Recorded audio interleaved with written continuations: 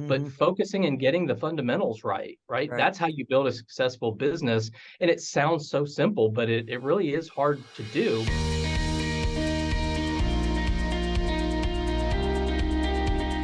So, Patti, we have a really cool episode today. Of course, we got Greg from the Leaders in Payments podcast. We're going to get to him in just a minute. That was very cool. I've been wanting to do a podcast with him for quite a while. I'm so glad. I didn't realize it was him until this morning when I looked at the questions, and I was like, "Oh, this is going to be so cool," because there's a lot of symmetry between what he's doing and what we're doing, and of course, you're going to be featured on his podcast this week as well, right? Absolutely, yeah. So he's interviewing me, and we interviewed him, and so love it. So we have that interview talking about kind of trends in the industry and what you need to do to become a leader. A leader. Then I go into the questions from the field and talk about how to 10x your merchant leads in 30 days. You all know me. I'm not the clickbait guy. That's not what this is. I'm telling you, this is how you can 10x your merchant leads in 30 days. And I'm telling you, I would go out and take every one of these tips myself today and there you go. Probably get some good leads. Yeah, it's no doubt. It will work. And then Patti, tell us about the insiders. Just some really good economic reports. I mean, it's amazing when you see the numbers about the revenues that are being generated from this industry that we're all in right now. It's not in any way a dying industry, nor is it a meager industry. How's that? That's a good way to put it. Yeah. So good stuff. Well, hey, before we dive into this one, always do my little disclaimer. Of course, Greg and I talked ahead of time, and we're excited to cross promote each other's podcast because I think there's a lot of value on both sides there. But of course, Greg's not a paid sponsor or consulting client or anything like that. Right. Well, with that being said, let's dive into this fantastic interview with Greg. Let's do it. Hey, everybody. Well, we have a special treat today. We're joined by Greg Myers, who is the host of the Leaders in Payments podcast. How you doing today, Greg? I'm doing great. Thanks so much for having me. Absolutely. It's really great to have another podcaster on. Yeah. Podcasters talking to podcasters. That's right. Yes. Right. You know, they do newscasters talking to newscasters. So we do podcasters talking to podcasters. Well, yeah, we're very excited about it. Leaders in Payments podcast, definitely, right up the top of my list of podcasts that I enjoy. Fantastic one. And so, I mean, just right off the bat, obviously, if you were like, what's the Leaders in Payments podcast? You're missing out. Go find it, subscribe, and listen. But Greg, before we get into talking about leaders in this industry and what it really takes, I want to hear your story. How did you get into this crazy industry? And then what was your journey to creating this really cool podcast that you have? Yeah, thanks. I appreciate the opportunity to tell my story. So, I felt like most people, I fell into payments. It wasn't a big dream of mine to be a payments professional. This was back in 2006. I started with Chase Payment Tech. Was there about 8 years, went to First Data for a couple of years. So, did my turn at the big processors. Left First Data, started doing strategic marketing consulting, was fractional CMO for a couple of companies in the payment space, always did consulting in the payment space, and, have been a B2B marketer my entire life. So my background is marketing. Between Christmas and New Year's of 2019, I had this idea for a podcast, and I said, there's no podcast that gives leaders in our industry a platform to tell their story. So I reached out to like 10 CEOs that I knew and said, hey, if I create this, would you be a guest? And about 8 of them said yes. And I was like, well, crap, now I got to figure out how to do a podcast. So I did that. I actually started, I think the first episode was January the 13th of 2020. Brian Gowdy, who's the CEO of Aurora Payments, was my very first guest on the show. Great guy. Yeah. Yeah. I'm sure you know Brian, well respected in the industry. And so that was kind of how it all started. And really, I built the platform to do just that, give CEOs and founders of companies just the ability to come on, tell their story, talk about the company, talk about the industry, talk about their personal journey, how they got to the roles that they are in. And that's led to a few other things that we've done. We have a Women Leaders in Payments series. We have a Diversity, Equity, and Inclusion series. We have a Financial Inclusion series. Some areas in payments that I felt were a little underserved and that needed more visibility. So that's sort of the background story and how it all started. And now we're just launching today our 268th episode.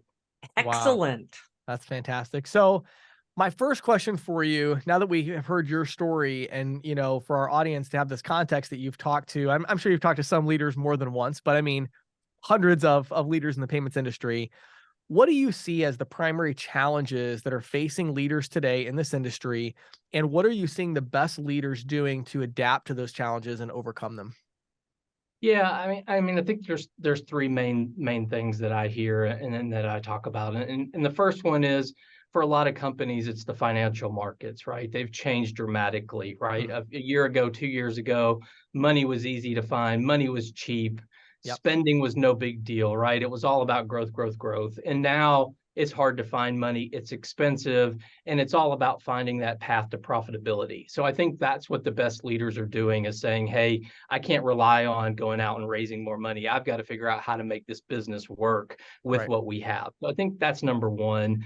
Number two, I think we're going to talk a lot about this during this entire session, is really this embedded finance kind of idea, right?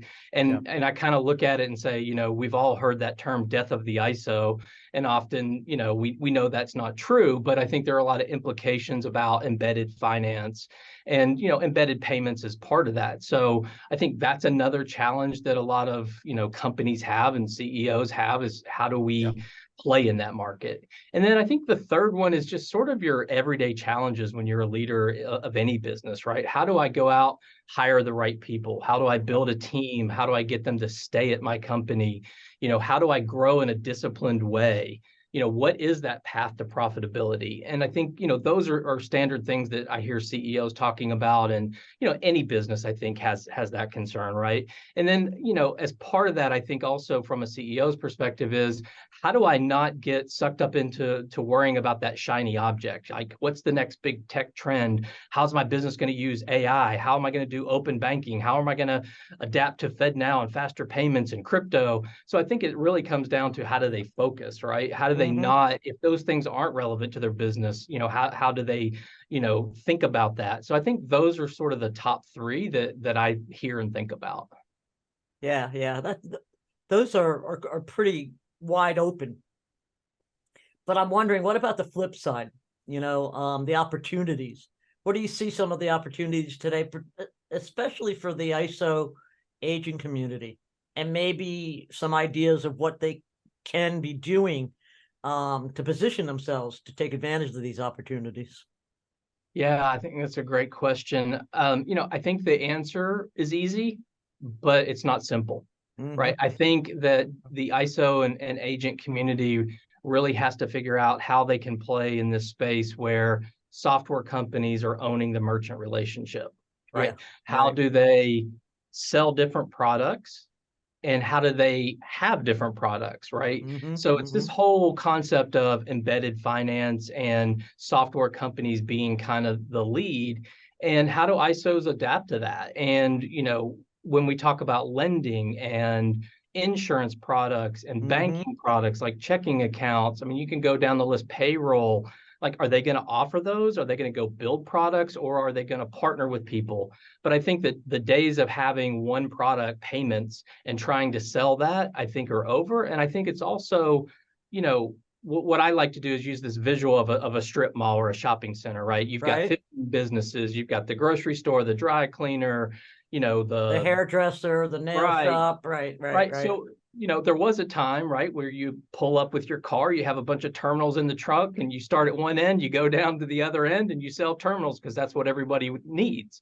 Those days are long gone, right? So I think ISOs have to really figure out how, if I look at that visual of those businesses, how can I play? How can I have a solution for each? Or do I pick a vertical? Do I say, hey, I want to focus and be the best ISO that sells to dry cleaners and partner with the best software companies and build the right products and build the right solutions? So I think that's kind of where they have to step back and look at it. And I think, as much as that's a challenge, right, to me, it's the biggest opportunity, right? That's where the market is heading, and that's where the opportunity is, I think, for these ISOs.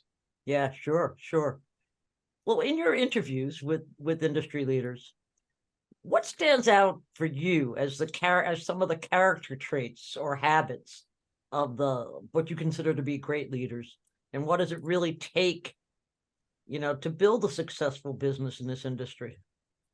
Yeah, I think for our industry, it's not different than most, right? I think, as a leader, you have to be humble, you have to have integrity, empathy, build that team around you that you can trust. I mean, how do you build that strong team that can lead? I mean, I don't think that's different than other spaces. So I think right. from a leadership perspective, it's sort of most of the same traits that you see in other places.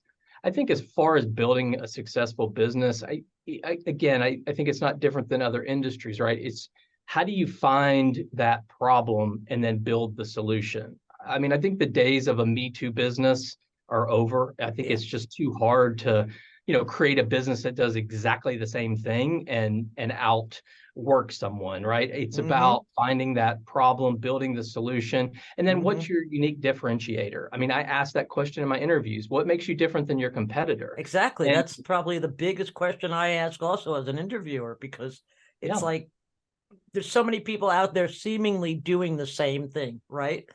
Yeah. But you and I both know, and all three of us know, that it might not necessarily be the same thing. And it's those subtle changes, it's those subtle differences, right? Is that what you're saying? If I'm not Yeah, absolutely. I mean, I think, I think as a leader, the CEO has to figure out how to position themselves in the marketplace to win. And to me, that's looking at what does the competitive nature look like? And then how do I fit to where I'm doing something that's unique and different and positioning myself to win?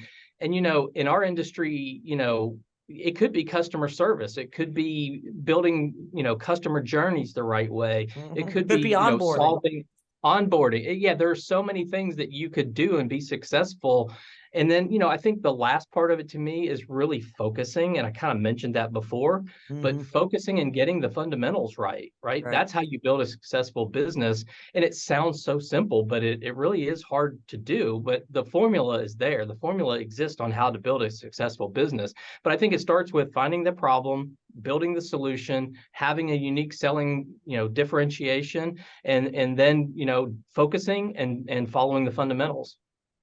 Yeah, I was thinking as you were talking about that, Greg, that, when I first got into business, I remember thinking that business was all about finding opportunity. And, I need opportunity. I was early 20s, didn't seem like anything was happening, And as you become successful in business, what you realize is that actually there's an unlimited amount of opportunity. It's about choosing the right one and saying no to everything else, right? Because the focus, I love that, because if you don't say no to just about everything, you're not going to accomplish anything. Yep, absolutely. Totally agree.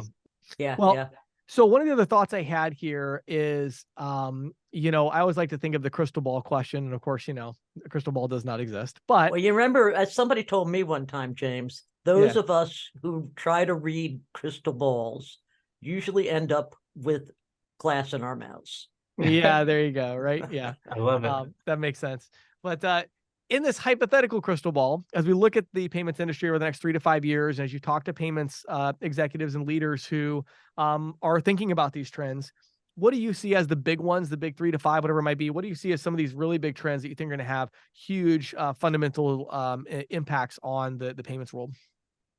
Yeah, we've talked about one of them already, this concept of embedded finance. I think it's huge, right? I think it's playing across all markets, right? I mean, focusing on more small business, I think enterprise and large businesses have sort of a different kind of set of challenges. But when we look at small businesses, this concept of embedded finance and how software companies have really become the operating system for these small businesses. Right. And I think that's huge. And, you've got banks who are trying to get into that space, ISOs, ISV, I mean, you name it, that's kind of, to me, the future. And it's really the companies that are going to do that the best and figure out the right strategies. How do I add lending as a solution? How do I add payroll? I mean, all those things that we know about. But to me, that's like the number one kind of trend that I see. And it's not like it started yesterday, right? I mean, it's been around for 10 years, but I think it's really gained that momentum and that speed. And I mean, it's here to stay. And I think, these companies have to get on board with it. The second one, I've kind of coined this in my mind, something called anytime, anywhere payments, right? So think omni-channel, think self-service kiosks, think all the mobile solutions from QR payments to tap on phone to mobile wallets. I mean, you name it. To me, that is another aspect that I think has sort of always been around, and we maybe used to call it omni-channel commerce, but I think now it's really, and really COVID helped accelerate this in a lot of ways, right? Sure. How do businesses, retail businesses in particular, they've got to accept online, they've got to accept in store, they've got to accept mobile, at the curb, delivery. They've got all of those challenges, and I think that's just going to continue to expand, and there's going to be even more ways. You bring self-service into it. Now I don't even need this retail storefront. I've got my products in, a self-service kiosk in a mall or in an airport. I mean, you just keep expanding that anytime, anywhere payments. Right. Sure. And when you think about that, this whole Gen Z, group that is upcoming business leaders, I read some stats, 98% of them have a smartphone. Yes. 91% of them had a smartphone before they were 16. And I bet you could probably say that same percentage of them has never stepped inside a bank. Yeah. Oh, absolutely. Right. Absolutely. Right. Yeah. So I think all of the ways that businesses accept payments and interact with customers, it's so digital, and it's just going to get more, right? I mean, I have a 19-year-old daughter, and I mean, I don't know what she can't do on her phone, right? They do everything on their phone. Doesn't it make you crazy though? I mean, it does me. I was like, wait a minute, Aunt Patty, here it is right here. I'm like, come on, I didn't even finish the sentence yet. Right. I hear you. So, I mean, I think that whole concept is a huge trend in the next 3 to 5 years. It's gonna just continue. And then I think there's kind of lumping all of these tech innovations together. I mean, there's so many of them. It's kind of hard to break one out as a major trend, but you've got real-time payments, you've got open banking, you've got A2A payments, you've got blockchain, crypto, buy now, pay later is not going anywhere. So all of those, we could have whole sessions on any of those, but I kind of lump those all together as like things that are moving in the market that when you lump them together become, one big trend, and companies have to figure out, how am I going to react to those, right? So I think to me, those are kind of the top 3 things that I feel like are going to move the industry in the next 3 to 5 years.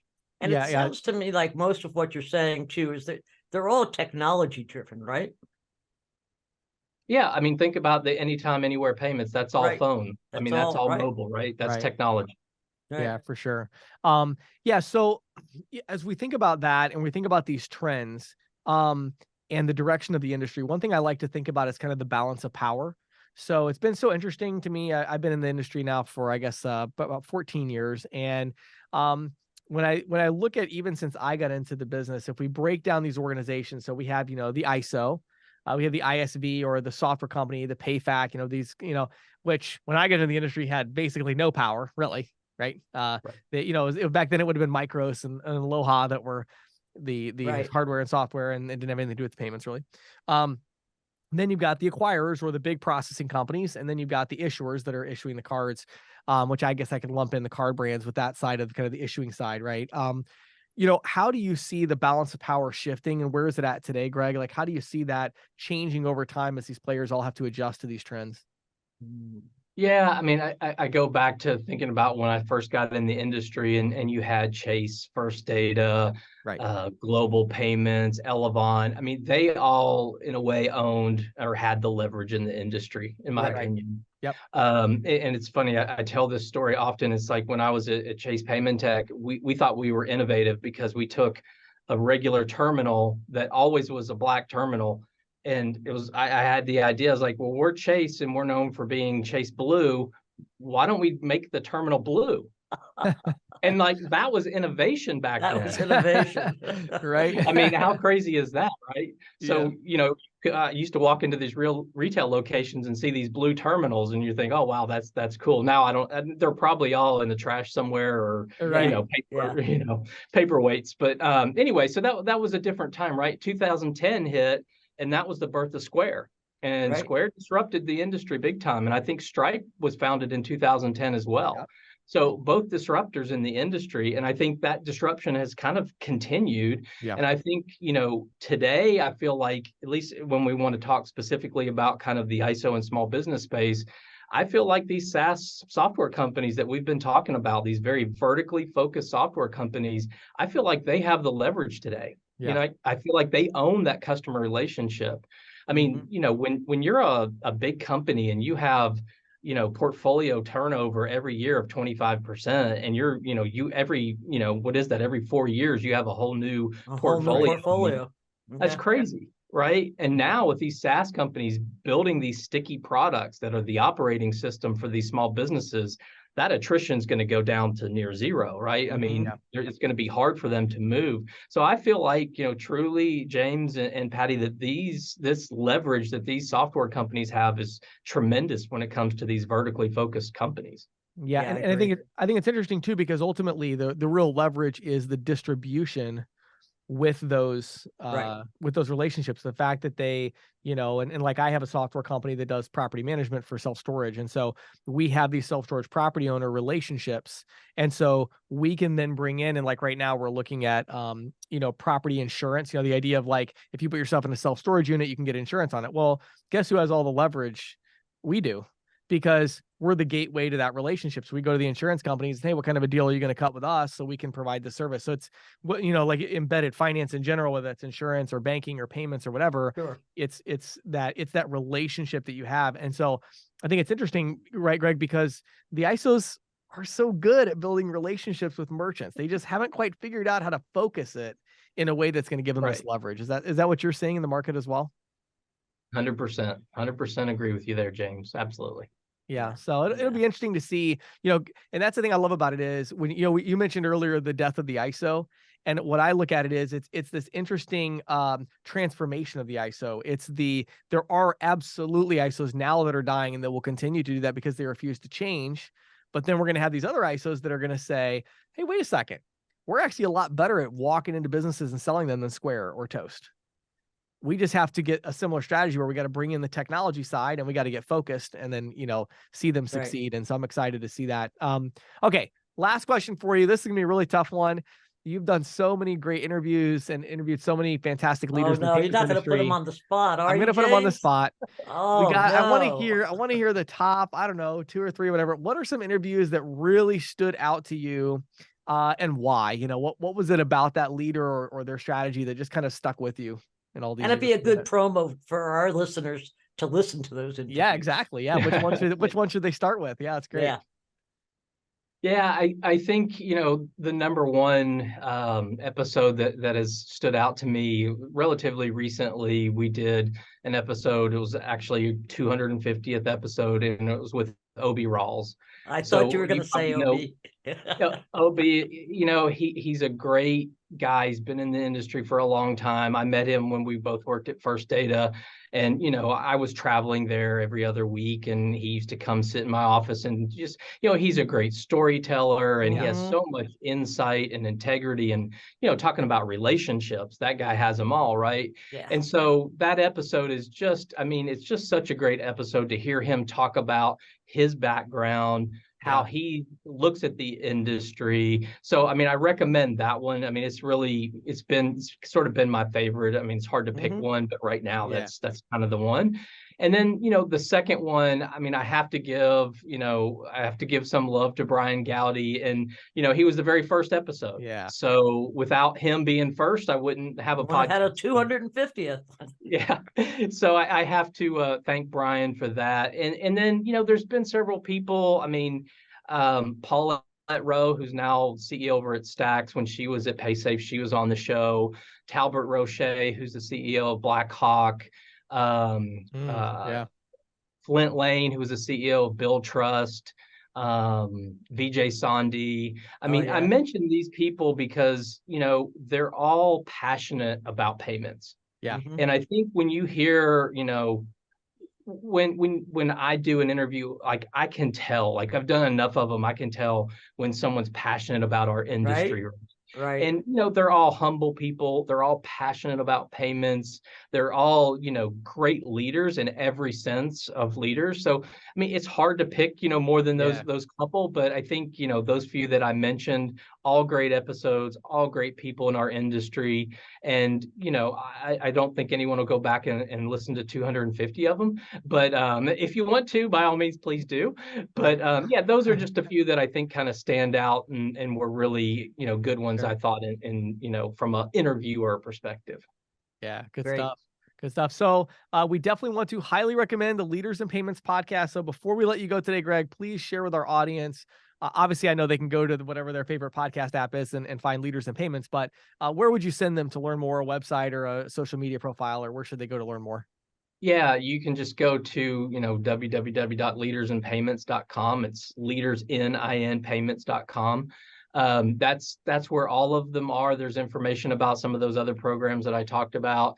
You can also, to your point, James, we're on, I think, 26 different podcast directories, from Apple to Google to Spotify, you name it, anywhere you go, Amazon, iHeartRadio, you name it, we're there. Obviously, you can go to those and just search for Leaders in Payments and find all the episodes there. But yeah, I mean, I think the website is the best place to find the information in the podcast. Awesome. Oh, that's good. Thank you. I appreciate that. Yeah, well, Absolutely. Greg, it's such a pleasure having you on the podcast. It's been a real pleasure. I've enjoyed the insights that you shared. I love the work that you're doing with the Leaders in Payments podcast. Keep up the great work over there. We enjoy it for sure. And so thanks for taking the time. Yeah. No, thank you, James. Thank you, Patti. I really appreciate your time. It was awesome. So, Patti, this episode today is brought to you by Nativia Banking, but not just Nativia Banking in general. It's brought to you by the new Payment Professional card. Yes. Nativia Banking has actually made a card for payments professionals.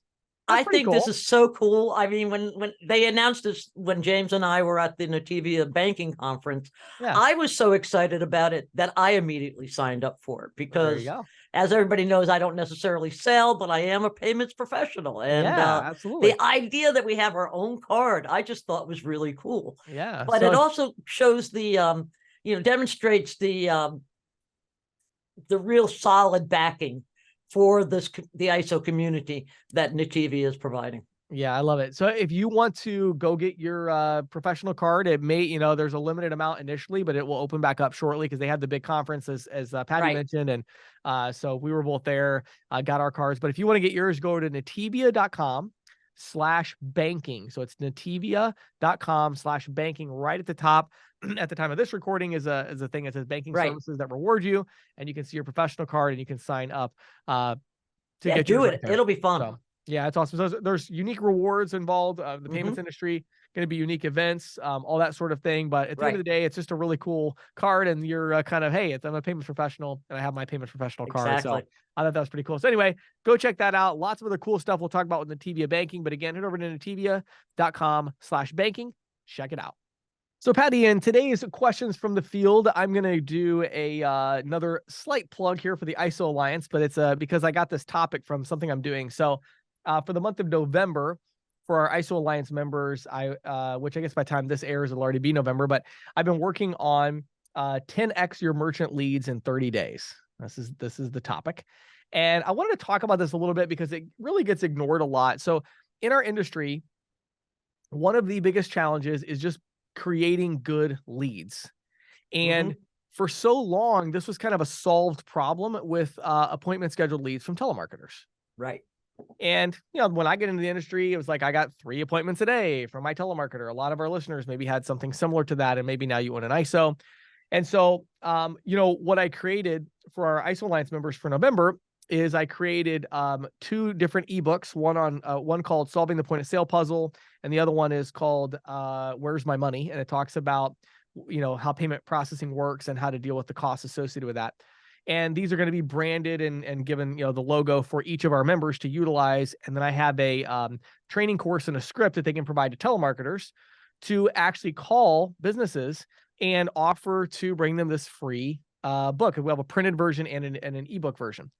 And, the power of this is hard to overstate because, in our industry, what's happened is we've gotten to the point where, the ISOs, if they're going after this like really specific vertical, then usually they do all of this online marketing and they do that sort of thing.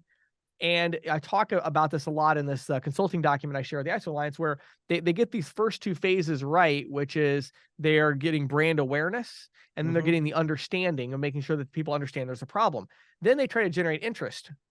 And they still do that online or via drip emails and stuff. And that doesn't work very well. You need salespeople, Yeah.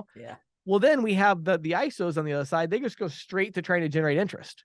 So people are walking off the street and saying, hey, do you want to buy credit card processing from me? Hey, do you want my point of sale system? Do you want a demo?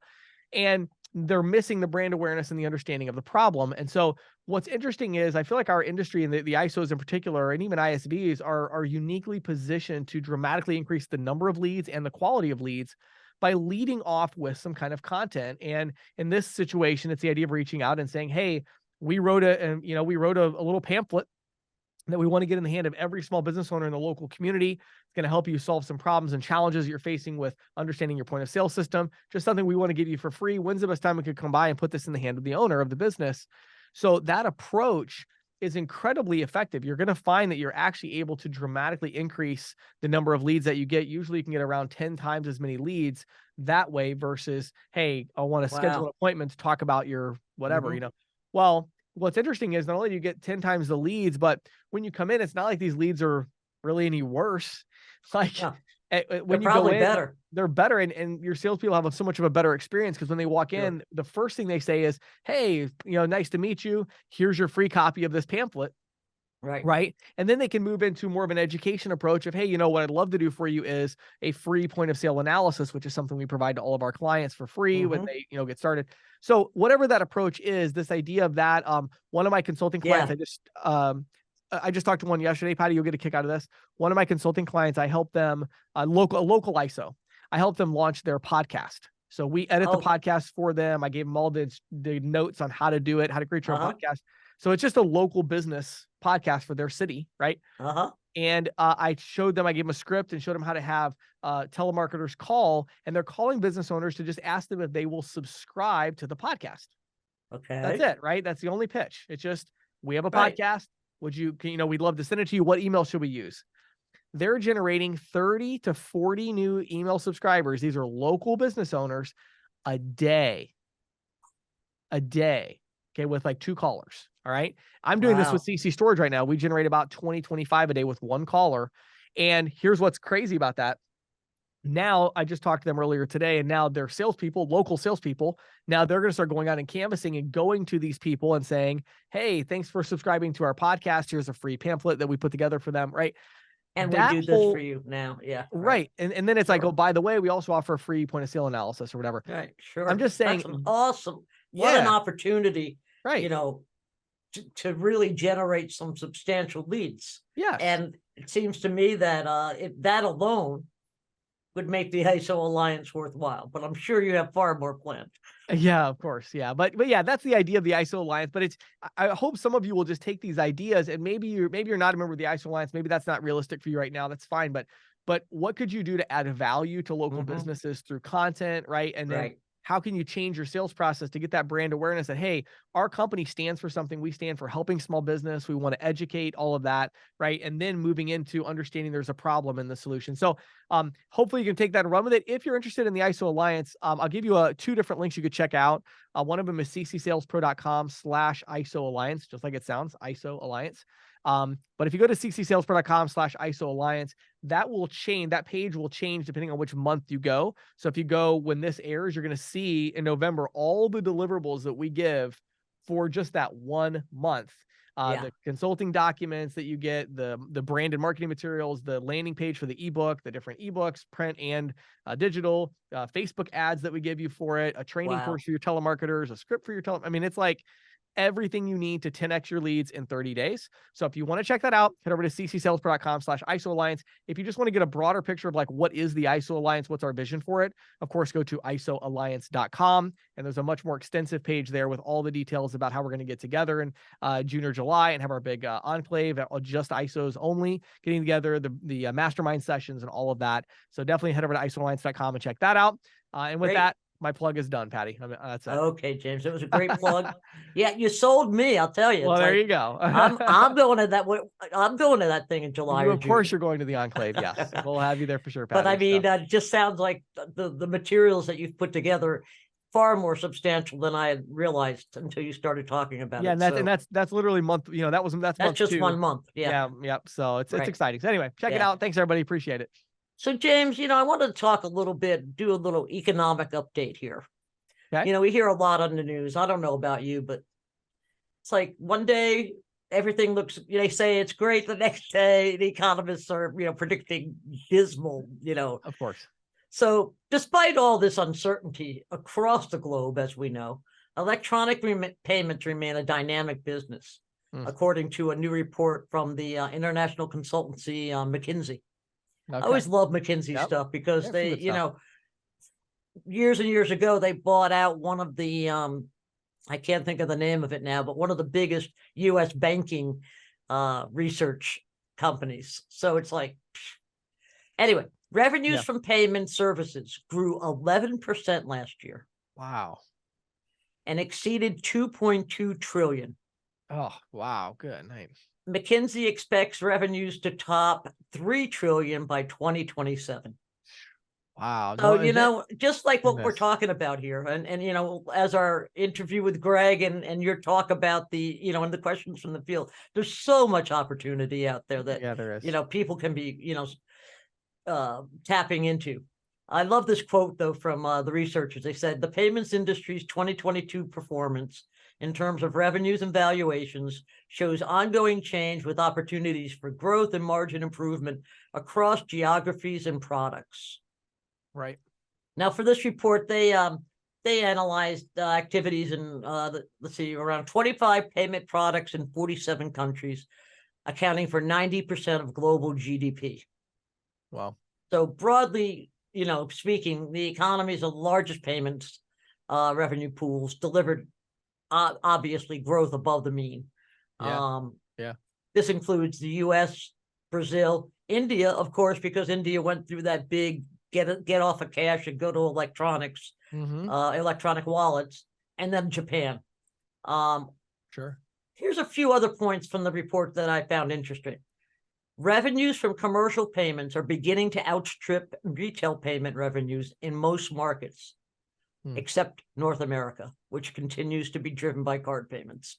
Yeah. But I think, as we've discussed in the past, with FedNow and now there being 2 real-time payment networks in the U.S., I think that's going to change a little bit. Yeah. I think you're going to see more B2B movement. Yeah, for sure. I found this really remarkable. Cash usage fell 4% worldwide just in 2022. Wow. Now, this is testimony to the, you know, power of this fear of, you know, contamination, you know, the whole thing that came up with COVID. And also shows how the developing economies are moving more and more away from cash. Now, I'm going to tell a little anecdote here. James and I were both at a conference last week, the Nativia banking conference. I decided on my way out, because I had forgotten to stop at an ATM, I'm gonna be like James this time, and I'm not going to bring any cash. I will. In fairness, I actually did bring cash to that one. Yeah.